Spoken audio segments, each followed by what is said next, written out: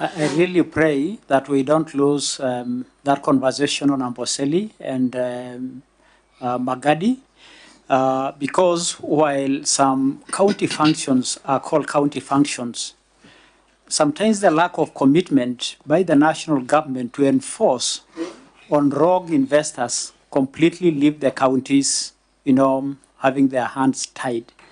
Remember, our devolution was watered down when we took away, services like police service and prisons and all those enforcement out of counties so that counties have no such support mechanism. If I may just very quickly go to Magadi, the court ruled, the Senate ruled that Magadi pays the county of Kajiado 11 billion. Magadi found a way to hibernate with the national government saying it is arbitration or it is this court or this is happening. So we are not working in a coherent way as a country between counties and national government, and then rogue investors find an in-between route to find safety. And therefore, I agree with you. Some counties actually have sufficient revenue sources to run their counties. But that aspect is undermining it. I'm sure you have seen Amboseli in the headlines, but we'll get to that conversation when we come. Okay. Senator Sifuna. Chair, there's something you have said that is borderline upsetting to me. Whether indeed this system called devolution was not something that Kenyans gave unto themselves and whether it is not a constitutional imperative. Personally, and I'll get into a lot of problems, but we have to say what we have to say. We all get a lot of problems for defending devolution.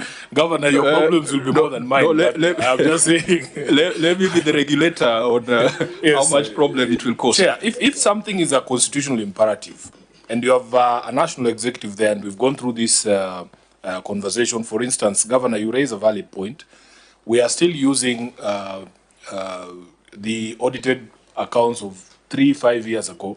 I did the math, it is about 500 billion behind, which is denying counties, if you applied just 15% on that, almost 60 billion Kenya shillings, and it will resolve some of these issues. Secondly, there's a question of disbursements in terms of the regularity and predictability of that, disbursement. We have argued in the Senate that that disbursement schedule that we pass is of no use, because it's supposed to give governors and county executives some level of comfort that on the 15th of each month we will receive exchequer release. But when John Bahari, for instance, comes to the Senate, he says that, oh, that thing is just there as a guide and that Treasury has to look at exchequer and so on and so forth. But we don't hear the same complaints when it comes to national government entities. Somehow their budgets never delay. I've never heard the State House Comptroller, your friend, crying that State House has not received. In fact, the reports we see is that they have actually expended their monies way in advance, 9 months into the financial year. So we have tried to push that argument, Governor, that somehow that national treasury thinks it's a national government treasury, that the priorities of national government institutions actually are higher placed than the county governments.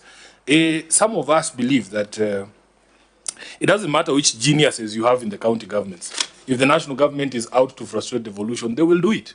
And you will find these people sometimes struggling. Just even here in Nairobi, Senator, if you don't know when you're going to be paid, how do you know when you will pay your rent, how your kids will go to school? It is very difficult to plan, which is why we believe, some of us, the solution to devolution, the biggest threat to devolution is at State House, and that's where we're going, so that we can be able to resolve that problem.